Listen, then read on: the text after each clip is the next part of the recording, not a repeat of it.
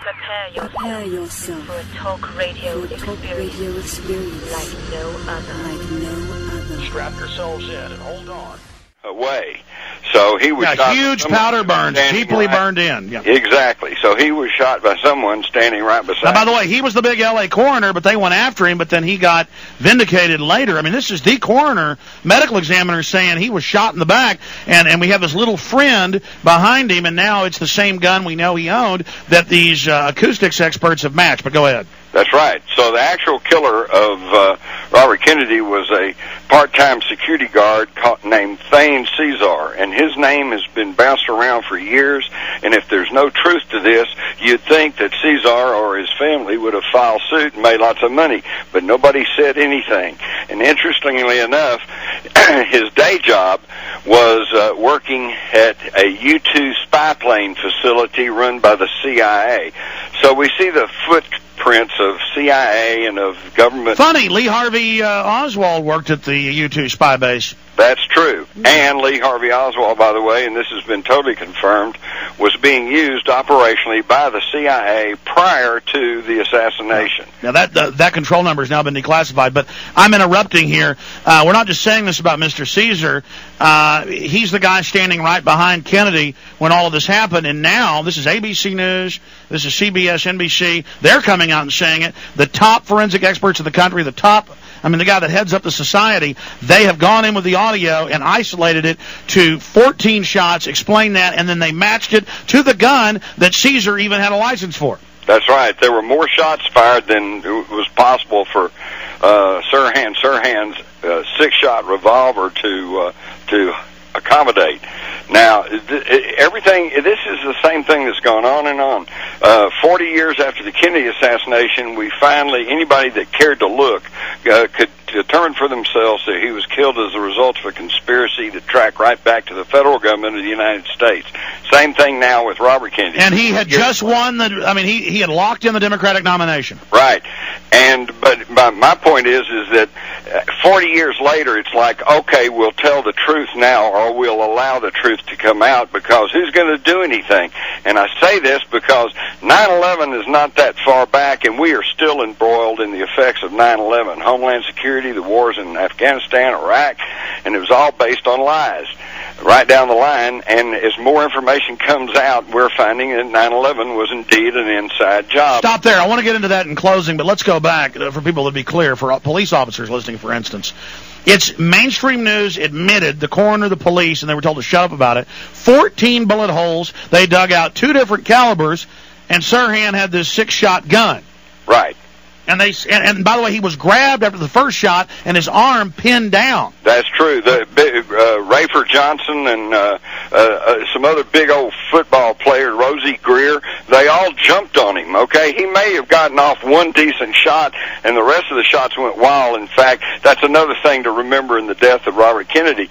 There were bullet holes in door panels and in the ceiling tiles. These were all taken away by the Los Angeles Police Department and have now disappeared. They're not available to anybody. Okay, if that's not evidence of a cover-up, then I don't know what is. It's the same thing with Oklahoma City. They have Controlled Demolition Incorporated come in and blow up the rest of the building, hide it under guard, pour concrete in with the chunks. Same thing with JFK, same thing with 9/11, same thing with Waco, covering up the evidence. Exactly. And they are now so arrogant about it that they don't even take too much pain and trouble to cover it up. They even blow up Building 7 in front of everybody. That's right. And then just said, well, there was a little fire in it somewhere. But now we have just everybody, all these physicists, all these scientists, Italian presidents, CIA section chiefs, Willie Nelson. All these top actors, best actress this year. Bruce Willis, no longer being a neocon, saying they killed Kennedy, and the same group that did that basically did 9/11. They're losing all their own people. What are they going to do? Well, unfortunately, they'll probably go to the tactic of desperation, which is to launch another war or to set off a nuke or some terrible terrorist weapon in this country, and then, of course, blame it on foreign terrorists and take more power. Meanwhile, the very same elite, with the admitted superconducting supercolliders and other similar facilities, are doing things their own equations say good chance of blowing the entire planet up. I mean, what's wrong with these people? I don't know, but they need to be stopped. They're just totally power mad, aren't they, Jim? Absolutely. Absolutely, and a little power is not enough. It's all of this is being orchestrated by the oligarchy that runs this country, the little, small, wealthy elite, and these people deal in millions of dollars. I mean, you know, $5-10 million to them is pocket change. How much more wealth and power do you want? Well, it's their very nature to be hyper-competitive. And plus the mad scientists out there who will do anything.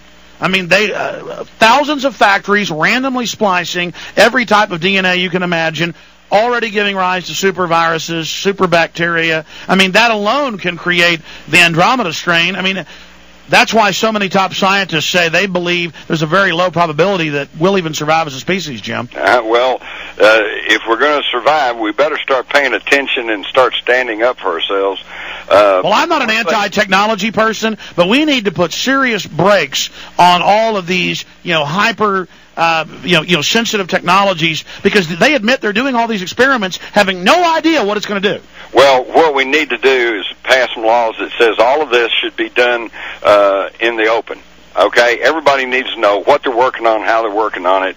Okay, and that way, then the public can thoughtfully decide if that's proper or not. But like Dick Cheney says, he doesn't care what the people want. It doesn't matter. The leader knows what they want. Fire out your website, Jim Marrs. JimMarrs.com. Jim, I want to have you on in the next few weeks for 2 hours. We can really break all this down. Thanks for spending time with us. Okay, take care. You bet. There goes Jim Marrs, JimMarrs.com, Infowars.com, and PrisonPlanet.com are my websites. We'll be right back.